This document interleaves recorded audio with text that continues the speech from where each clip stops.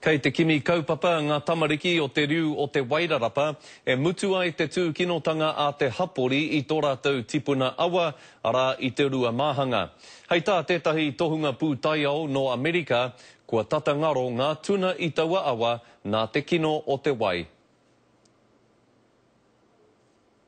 Ko te pāpā waimara e te timatanga o ngā mahi whakangungu i ngā tamariki o te kāreti o Kuranui, o tō rātou tira pūtaiao ki te rangahau te awa o rua mahanga, pe ngā momo kai te toe pera i te tuna.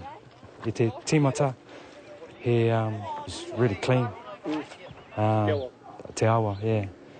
Engari, i nānahi, e heke mātou tata ki tēnei ki Papawai, he tino paru te wai.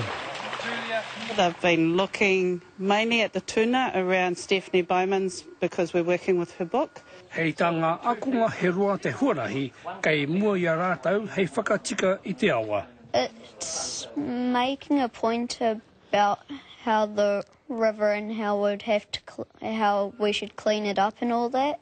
We went with this guy from Dock named Brett and set up some hinakis. Oh, okay. And we caught a few whales. They're not very big though. We caught a few lionfin as well. Kua whāmarama Stephanie Bowman o Amerika e mahi tahi ana me ngā tamariki o te kāreti o Kuranui ki te tiaki te awa me o ngā taonga.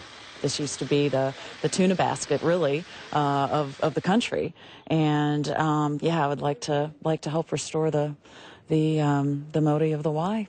Koe nei te rā tuatoru e hoi ara ngā tamariki o te kāreti o Kuranui i o rātou waka ki runga i tō rātou tipuna awa a rua mahanga.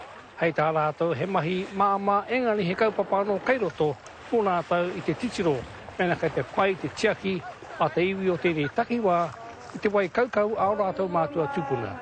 Hei te wiki e tū mai nei ka tuhia ngā tamariki nei tētahi pūrongo o tā rātou tira pūtaiao.